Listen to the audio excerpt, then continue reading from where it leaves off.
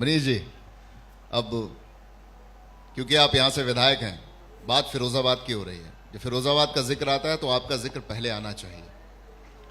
फिरोजाबाद का पहिया जिस दौर से चला था उसकी गति धीमी हुई है या बढ़ी है? क्योंकि मैं जब फिरोजाबाद आया तो मुझे सबसे जो दिक्कतें हुई वो ये हुई कि यहाँ की गलियाँ बहुत सकरी हैं, बाहर निकलने में दिक्कत आती है। आप हॉर्न देते रहिए और लंबी लाइनें लगी हुई हैं, तो उसका कोई उपचार है या फिर ये इसी तरीके से रहेगा जैसा आपने पहले कहा कि स्कूटर चलना यहाँ ज़्यादा बेहतर है, लेकिन वो गाड़ियाँ कब दिखाई देंगी यहाँ पे? देखिए, मैंने जब ये बोला था कि यहाँ स्कूटर पे चलना बेहतर है तो ये कहा था कि परंपरागत जो शहर है, अब परंपरागत क्षेत्र जो है लखनऊ में भी है, दिल्ली में भी है। मैं जहाँ तक होता है कोशिश करता हूँ कि व्यवहारिक दृष्टिकोण को अपनाकर बात रखूँ। तो इसमें कहीं भी दुनिया के किसी कोने में चले जाइए, आप विदेशों में भी चले जाइए, जब शुरुआती दौर थे, जब गाड़ियाँ नहीं थीं, तब सकरी गलियाँ ही हुआ करती थी।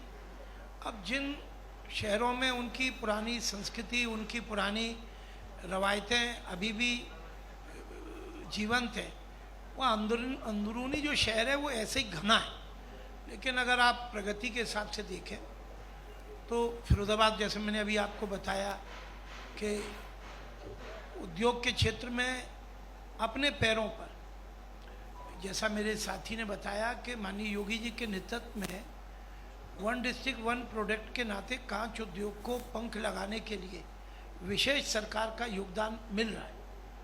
लेकिन पहले के समय में यहाँ का जो लगभग 100 साल पुराना परंपरागत कांच उद्योग है, तो ये फिरोजाबाद के जो काम करने वाले लोग हैं, और काम करने वाले लोगों को अगर आप जोड़ें तो हाथ के कारीगर से लेकर और बीच के मैनेजमेंट के लोगों से लेकर पूंजी का निवेश करने वाले व्यापारी, व्यवसायी या उद्योगपतियों तक की पूरी एक समूह को, तो उन्होंने पूरे दुनिया में एक्सपोर्ट में फिरोजाबाद के उत्पादों का डंका बजा रखा है। यूरोप और अमेरिका जैसे देशों में फिरोजाबाद के उत्पाद जाते हैं। तो फिरोजाबाद की प्रगति तो उत्तरोत्तर है। एक उसका एक हस्ताक्षर बैठा था अभी आपके बगल में, एक सफलतापूर्वक विश्वविद्यालय चल रहा है, मेडिकल कॉलेज चल रहे हैं, इंफ्रास्ट्रक्चर बढ़ रहा है, आवासीय योजनाएं बढ़ रही हैं। शहर के बाहरी क्षेत्र में आधुनिक और सुविधा के साथ जुड़ी हुई आवासीय कॉलोनी भी बन रही है। अभी भी माननीय योगी जी के नेतृत्व में एक बड़ी आवासीय योजना सरकार की तरफ से, विकास प्राधिकरण की तरफ से, ये भी अभी इस वक्त पाइपलाइन में है। तो ट्रैफिक वाली बात जो आप कह रहे हैं अपनी जगह ठीक है, पुराना शहर है तो अंदर के बाजार तंग है, लेकिन बाकी शहर का भविष्य बहुत उज्जवल है और बड़ा समग्र रूप से उज्जवल है। यहाँ पर जब से हमें एक्सप्रेसवे मिले हैं, यहाँ से ही हमें बुंदेलखंड के लिए आगे बढ़ने का रास्ता भी मिला है। यहाँ से हमने, अब देखिए यमुना के घाटों की तरफ भी विस्तार हो रहा है। तो चारों तरफ समग्र विकास, बिजली हमें 24 घंटे मिलती है, चारों तरफ सपोर्टिंग एटमॉस्फेयर है। तो प्रगति तो सामने है। इसके आप टैक्स रेवेन्यू के अगर आंकड़े देखेंगे, किसी भी तरीके से हर चीज़ आपको आगे बढ़ती हुई दिखेगी। लेकिन ये ज़रूर है कि जो आपने पुराने शहर बताए, तो मेरा व्यक्तिगत रूप से साहस के साथ कहना है कि हम लोगों को भी अपना नैरेटिव बदलना चाहिए। जो बनारस की गलियां हैं, जो मथुरा वृंदावन की कुंज गलियां हैं, जो फिरोजाबाद की बौरान गली या सामने लोग बैठे हुए हैं, विदेशों में हम लोग पैसा दे के इसको हेरिटेज वॉक का नाम देते हैं। तो इसको भी हमें खुश होने वाले तरीके से देखना चाहिए। शहर के विस्तार, शहर के आधुनिकीकरण में पूरी तरीके से शहर के लोगों का योगदान है, शासन का सहयोग है। आप जब आएंगे शहर में सकारात्मक परिवर्तन पाएंगे। आपके व्यूअरशिप भी पहले से शहर में बहुत बढ़ी है, जहाँ तक मैं समझता हूँ। बढ़ी है कि नहीं बढ़ी है भैया? इनको ताली बजा कर जरा सबको खुश कर रहे हैं। बहुत बहुत आभार है जी। देखिए, जो सवाल आपने पूछा गलियों को लेकर के, मैं उसमें पहले ऐड कर देता हूँ। देखिए, काशी की गलियों को लेकर के भी सवाल होता था। अवनीश जी ने जो बात कही, देखिए हमने इसको तय किया कि नित्य नूतन चिर पुरातन, जो पुराना है वो बना रहेगा। उसमें नया कैसे हो सकता है और कैसे मॉडल खड़ा किया? गलियां जिनमें सीवर बजाता था, नालियां टूटी हुई थी, जहां पानी निकासी नहीं हो पाती थी, उसको कैसे सुदृढ़ कर दिया जाए? गलियों में जो अनियंत्रित तरीके से, बेतरतीब तरीके से बने हुए रैंप थे, उनको कैसे व्यवस्थित किया जाए? इंक्रोचमेंट कैसे उसको दूर किया जाए? जो तारों के लटकते हुए मकड़जाल हैं, उसको कैसे इंटीग्रेटेड किया जाए? कैसे तारों को जमीन के नीचे दबा दिया जाए? ऐसे कई प्रकार के प्रयोग करके इन्हीं गलियों को, जो हेरिटेज वॉक कहा ना आपने, हेरिटेज वॉक जैसा बनाने लायक हमने करके दिखा दिया है। ये बनारस की गलियां जाकर के देखिए, और गलियां, ये गलियां हो या गांव हो, ये तो देश की आत्मा है। ये देश गलियों और गांवों से बना है। मुझे याद है चुनाव के दौरान, मैं फिर राजनीतिक बात कहूंगा, हमारे प्रतिपक्ष के नेता, उन्होंने एक टिप्पणी की थी, अखिलेश यादव जी ने। उन्होंने कहा, कहां गली मोहल्ले से प्रवक्ता ढूंढ कर ले आए।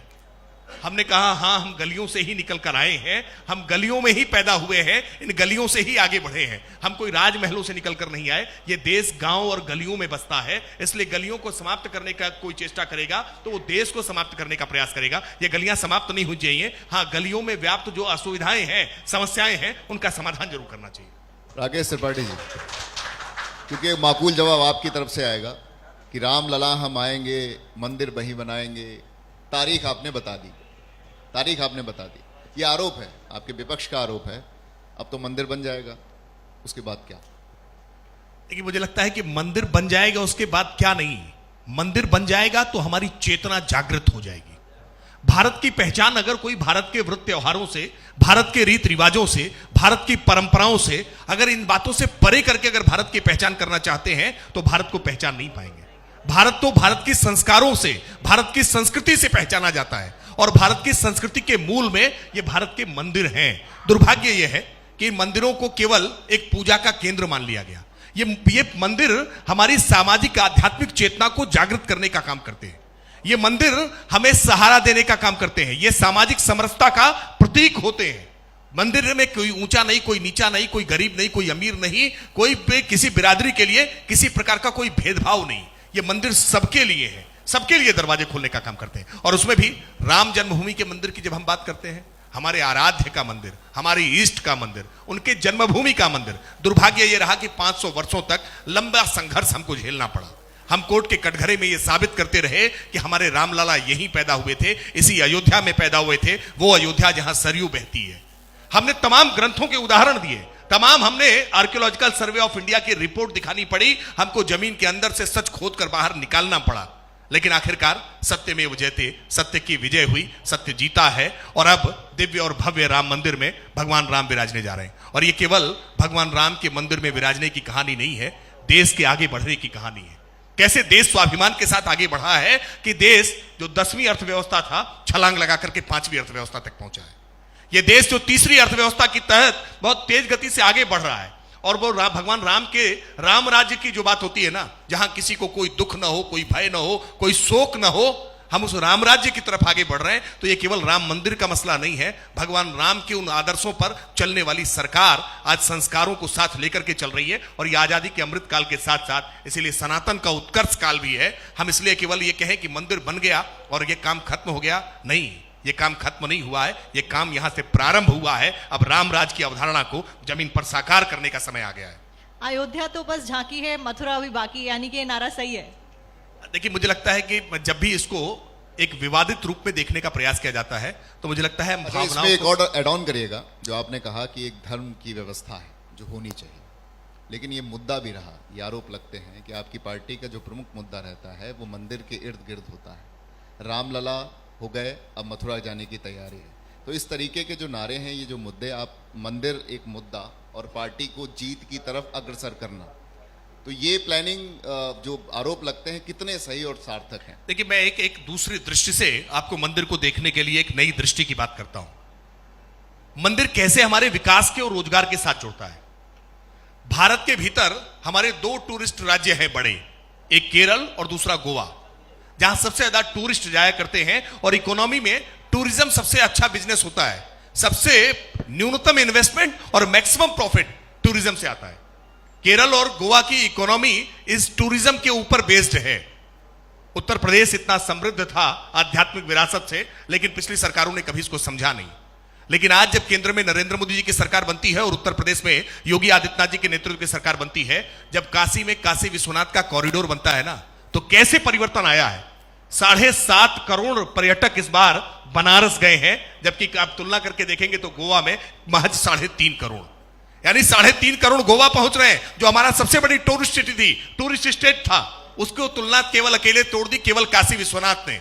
7.5 करोड़ काशी विश्वनाथ में पहुंचे हैं और 12 करोड़ काशी विश्वनाथ में पिछले इन 2 वर्षों में, और अब तो ये शुरुआत हुई है। मैं अभी महाकाल होकर के आया था उज्जैन। उस उज्जैन में जहां प्रतिदिन मान लीजिए अंदाजे से 10,000 लोग ये दर्शन करते थे, तो अब 10 गुना 1 लाख लोग दर्शन करने का काम कर रहे हैं। ये कैसे इकोनॉमी के साथ जुड़ता है। और मैं इसको और रोचक इसलिए कह रहा हूं, आप कह रहे हैं कि टेम्पल इकोनॉमिक्स है केवल। सऊदी अरब की कुल इकोनॉमी का 10% हिस्सा हज और उमरा से आता है, मक्का और मदीना से आता है। अगर हाजी वहां ना जाए तो 10% उनकी जीडीपी गिर जाएगी। यानी पेट्रोलियम पदार्थों को छोड़ दिया जाए तो 30% जीडीपी का हिस्सा इसी हज और उमरा से आता है, मक्का और मदीना से आता है। तो अगर वो मक्का मदीना का इकोनॉमी का मॉडल हो सकता है, तो आज काशी विश्वनाथ का, मथुरा का और अयोध्या का मॉडल क्यों नहीं हो सकता है। ये समझने और सीखने की आवश्यकता है। आपने जिक्र किया मक्का मदीना 10%, 90% कहां है? देखिए मैंने 90% आपने कहा धर्मस्थल मक्का मदीना की वजह से वहां पर 10% वहां की इकोनॉमी चलती है। यहां भी 10% मान लीजिए, आगे हम अयोध्या बना रहे हैं, मथुरा भी करेंगे, तो फिर वो 90% के लिए भी तो काम जरूरी है। वो कहां तक पहुंचा? क्योंकि ट्रिलियन इकोनॉमी की बात होती है, तो वो इकोनॉमी कहीं दिखाई देती है? बिल्कुल दिखाई दे रही है, बिल्कुल दिखाई दे रही है। और आप आज चौड़े हाईवे दिखाई पड़ेंगे तो यह आधारभूत ढांचा को खड़ा करता हुआ है।